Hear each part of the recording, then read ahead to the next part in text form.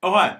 Didn't see you there. Hey, my name is Josh Carson. I am a junior religion major with a poly econ concentration, and I'm originally from Denver, Colorado. And I'm Juki Sai.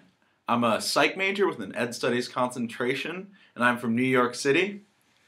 And this is our proposal for the Four Friends Fellowship, Silencing Friendship. So, Juki and I have known each other since freshman year. We were both living in Musser, the dirty muss, as we like to call it. I was up on the 4th floor, and he was down on the 3rd. I distinctly remember first meeting Josh. I walked up the stairs to the 4th Muss Lounge, and there Josh was, holding court. And first thing he said, I remember I introduced myself. He said, "Dude, can I call you Caesar?" And my real name is Julius. And from then on it was, "Yo, dude, Caesar, what's up, man?" I don't know why I don't use that nickname anymore. Now that you mention it, I'm going to have to bring it up again. Yeah, I think so. But while the nickname might have lost its fervor, our friendship certainly has not. Last year we were living together, actually again on 4th Musser. We had a horrible room draw number. And then this year we did a little better. We're up in Burton. So things are looking up. And Josh and I have a lot of thoughts on our friendship, but we've heard from some that we've been called linked at the hip, which I think is ridiculous because my hips are a lot farther off the ground than Lil Homies over here. I'm not that short. All he talks about is how short he is. I beat him wrestling the other night. I did. He thinks he's stronger and bigger. True. He's not. Well, either way, yeah, we're a little competitive. In fact, I guess a lot of people have commented that neither of us ever really shuts up. We're loud and obnoxious. Yeah, I guess we talk a lot. That is kind of the unifying factor of our friendship. We actually, last year we had a competition. Everyone thought that Juki talked more. That's just not true. It's absolutely true. I will fight that to the death. That is just not true. The problem is that Juki is an only child, and he never had anyone to complain to as a child, and now he's got me to talk to, and everyone at this campus, and all we hear is him talking. Let's be real. Josh is the child in our friendship, and that is a fact. Talkative. Loud and opinionated and outgoing and loud. Bromance. Love. Rambunctious. They've always got something to say about something. Loud friends. Crazy. I don't know, is like BFF's one word?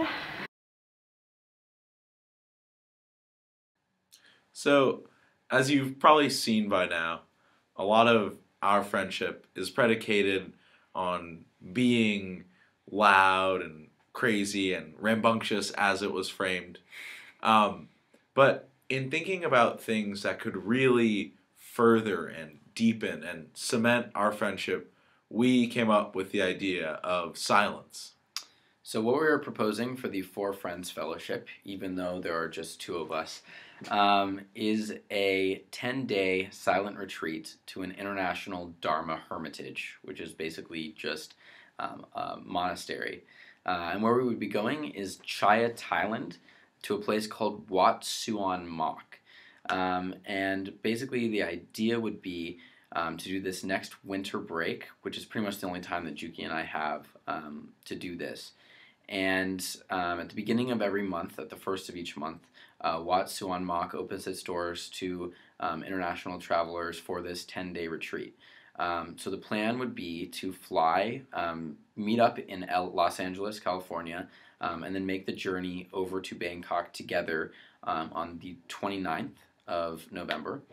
Arrive in Bangkok, get a hotel for the night to rest up, and then in the morning go to the train station and take a 10-hour train ride down to Chaya, Thailand, which is in the southern province. Upon arriving in Chaya, we would find the monastery and sign up to get a room for the night, or a place to stay for the night.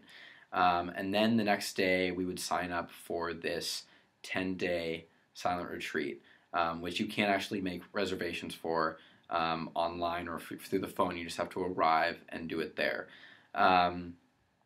So that's pretty much the goal or the plan. We would then go through 10 days of absolute silence. And yeah, quite simply, it's 10 days of silence, and we feel that it's a challenge unlike anything we've ever experienced together. But that also it's something that could be the most meaningful thing we've ever done together. And I think especially after taking, this 10-hour flight, and then going on a 10-hour train ride afterward, that's 20 hours of traveling with Juki, and I'm sure that entire time he will have been just talking my ear off. So I think I'll be ready for 10 days of silence. Yeah, okay. So I think the reason that Juki and I really want to do this can be summed up in a quote by Lynn Johnston, who said, "The most profound statements are often said in silence."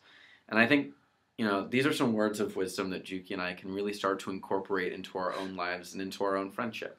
And we see this journey as serving a dual purpose.